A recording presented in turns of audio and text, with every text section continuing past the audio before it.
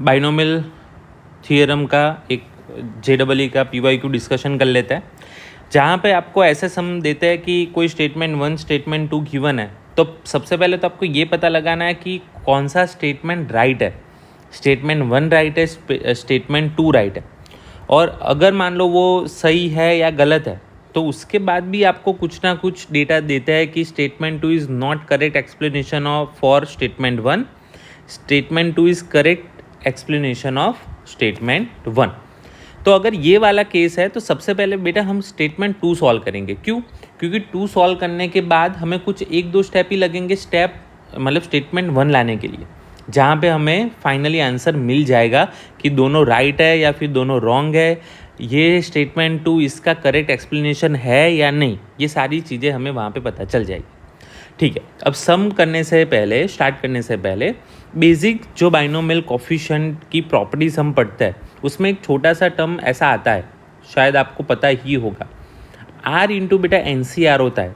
तो हम इसमें आप डायरेक्टली लिख सकते हो, लेकिन अभी मैं आपको समझा रहा हूँ इसलिए इसकी प्रॉपर्टी n-1 R-1 होता है, तो n आगे आएगा और इसको 2n-1 ऐसा लिख सकते हैं। ठीक है, ये मैंने इसलिए अभी डिस्कशन किया कि आगे जाके हमें क्वेश्चन में काम लगेगा, उस टाइम पे हमें यहाँ पे लिखना ना पड़े। ठीक है, चलो अब हम डिस्कशन करने वाले बेटा ये आपका स्टेटमेंट 2, ध्यान से देख लो, ये आपका स्टेटमेंट 2। स्टेटमेंट 2 में हम लेफ्ट हैंड साइड ले लेते हैं। Statement 2, summation R is equal to 0 to n+1 into NCR into x to the power R। Sorry, ये NCR है, मैंने n+1 लिखा है, R+1 आएगा। ठीक है, चलो तो ये हमें बेसिकली पता है बेटा। हम क्या करेंगे, ये जो पोर्शन है वो एक बार R को मल्टीप्लाई करेंगे, एक बार 1 को मल्टीप्लाई करेंगे। तो R is equal to 0 to n R times NCR into x की R plus summation R is equal to 0 to n NCR into x to the power R। ठीक है, अब ये बेटा हमने अभी डिस्कशन किया, आपको पता हो तो R इंटू NCR, देखो यहाँ पे हमने डिस्कशन किया है, ये इसलिए मैंने साइड में डिस्कशन किया कि यहाँ पे आपको लिखने में दिक्कत ना हो। तो यहाँ पे मैं डायरेक्टली ऐसा लिख सकता हूँ, summation R is equal to 0 to n, उसकी जगह पे मैं n इंटू, अच्छा अब देखो ये तो कब लिखेंगे, जब पूरा आपको गिवन है तब लिखेंगे। तो अभी हम ये वाला यूज़ कर रहे हैं, क्यों? क्योंकि हमें कुछ टर्म भी निकालना है। ये तो अगर मुझे सिर्फ कोफिशिएंट दिए थे तब यहाँ पे कोई दिक्कत नहीं थी, लेकिन यहाँ पे x की R है तो यहाँ पे लिखेंगे n-1 CR-1 इंटू एक्स की R। ठीक है, प्लस, अच्छा ये क्या है बेटा, चलो एक बार लिख देते हैं, फिर दोनों साथ में डिस्कशन करते हैं तो आपको भी थोड़ा मज़ा आएगा। चलो ये टर्म हो गया आपका। अब शांति से बेटा ये दोनों टर्म आप ऑब्जर्व करो। अच्छा ये हमने बेटा बहुत बार लिखा हुआ है, शायद आपको पता होगा कि 1 प्लस एक्स की पावर बेटा n लिखते हैं तो ऐसा लिखते हैं NC0 प्लस NC1 एक्स की 1 plus NC2 x square and so on. तो उसको बेटा इन जनरल ऐसा लिखा जाता है समेशन NCR इंटू एक्स की R। होपफुली ये आपको पता होना चाहिए, तो ये यहाँ पे कनेक्ट करो। अगर ऐसा कुछ गिवन है तो आप 1 प्लस एक्स की n ऐसा लिख सकते हो। ठीक है, ये मैंने इसलिए आपको समझाया यहाँ पे जो लिखा था, क्योंकि आपको ये समझ में आए।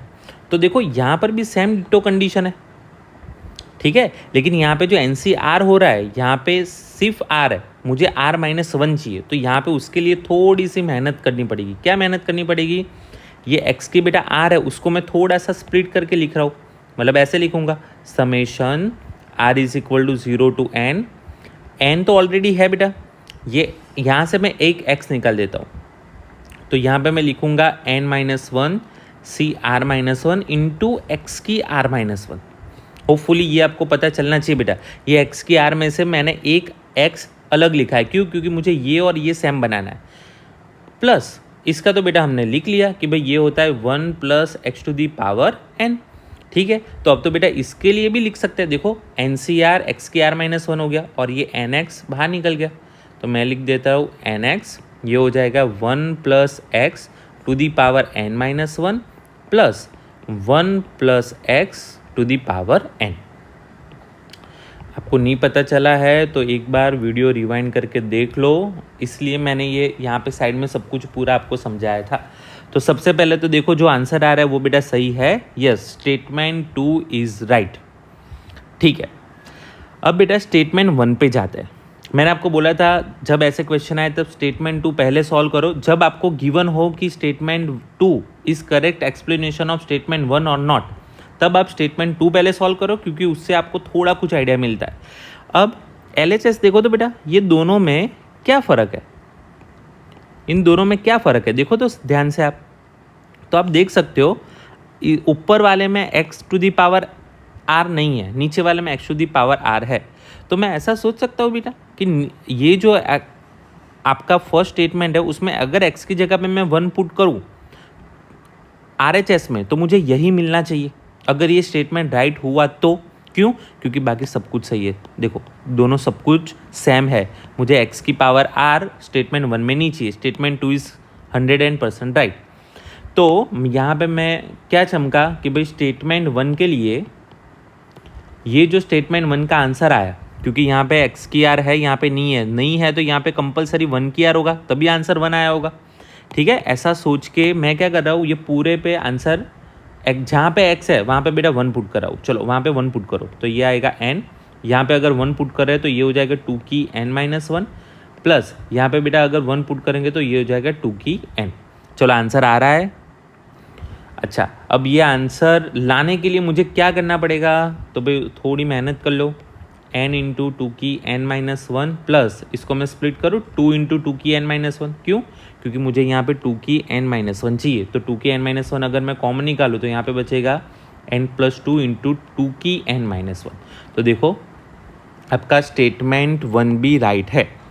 ये स्टेटमेंट 2 से हमें ये पता चला कि स्टेटमेंट 1 एंड 2 बेटा दोनों राइट है and statement 2 is correct explanation of statement 1। ये दोनों समझने के लिए हमने पहले स्टेटमेंट 2 सॉल्व किया, फिर अगर 2 सॉल्व करने के बाद उसकी हेल्प से हमें स्टेटमेंट 1 सही मिल रहा है तो आपका ऑप्शन नंबर हो गया D. D is your right answer. ठीक है बेटा।